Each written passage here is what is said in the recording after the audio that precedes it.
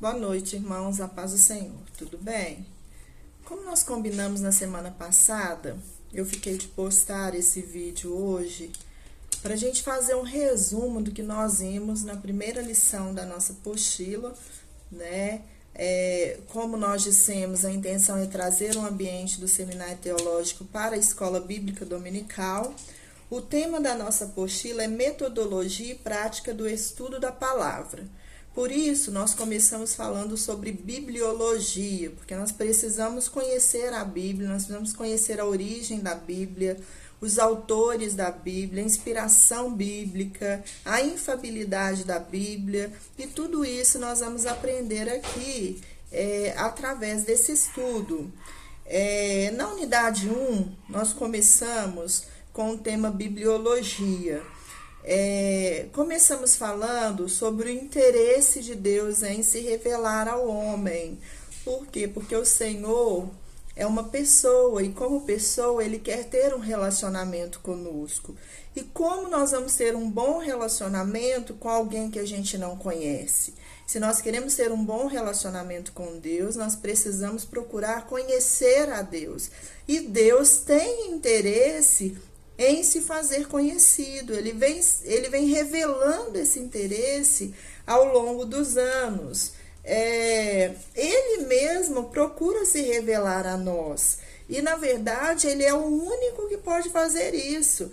Porque, enquanto homens, nós conseguimos conhecer apenas os nossos semelhantes. O próprio Deus é o único que poderia se revelar tal como ele é. Por isso, o nosso Senhor Jesus veio e mais adiante nós vamos falar a respeito dessa revelação de Deus através do nosso Senhor Jesus.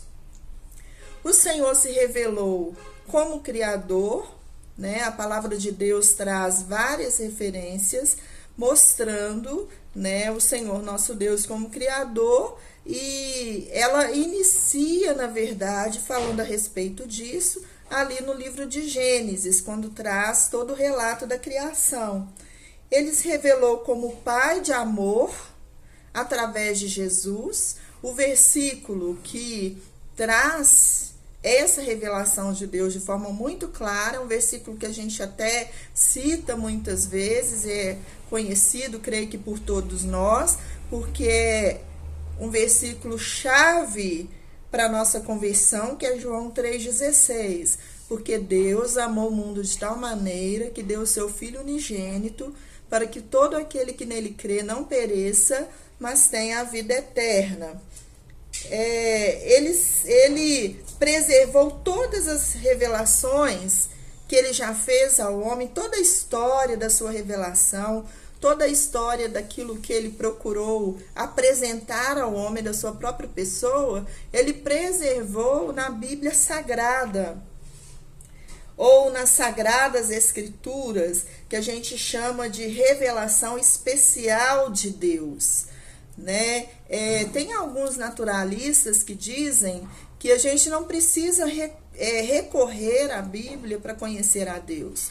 Basta nós olharmos para a natureza. É verdade, a natureza revela um pouco sobre Deus, mas só a Bíblia pode trazer uma revelação de Deus de forma mais completa dentro daquilo que nós precisamos aprender dele. Não que a Bíblia traga tudo que nós precisamos saber sobre Deus, porque a própria palavra diz que em parte nós conhecemos e em parte nós somos conhecidos, mas traz tudo que nós precisamos saber sobre Deus. A natureza, apesar de muitos, como nós dissemos na última aula, até cientistas olharem, né, para as coisas criadas, olharem para o universo, olharem para o céu, dizerem tem que ter alguém, né, por trás de tudo isso, né, mas é algo muito limitado. Se nós queremos de fato conhecer a Deus, nós temos que primeiro entregar a nossa vida a Jesus, porque através do mover dele, por intermédio do Espírito Santo de Deus na nossa vida, que nós vamos conhecer a Deus e nos dedicar à busca do conhecimento da palavra de Deus, porque é a única que tem autoridade de fato para nos dizer quem Deus é e aquilo que o Senhor espera de cada um de nós como suas criaturas. Então, se a Bíblia é uma narrativa dos esforços de Deus para se revelar ao homem, nós precisamos entender mais sobre a Bíblia, inclusive fatos relacionados à sua origem, à sua formação, à sua autoridade. E essa apostila propõe nos ensinar isso. Então, nós falamos um pouco sobre os nomes das Escrituras, né? Primeiro, Bíblia ou Bíblia Sagrada, Escritura, Sagradas Letras, Oráculo de Deus. Começamos também falando da formação dos capítulos e versículos, né? Nós falamos que originalmente a Bíblia não era dividida em capítulos e versículos como nós conhecemos hoje. A nível, para a gente saber um pouco mais, eu tenho aqui uma informação que diz que o Novo Testamento apareceu publicado pela primeira vez com divisões em versículos por Robert Stephens em 1551. E a primeira Bíblia publicada inteiramente dividida em versículos foi a Bíblia de Genebra em 1560.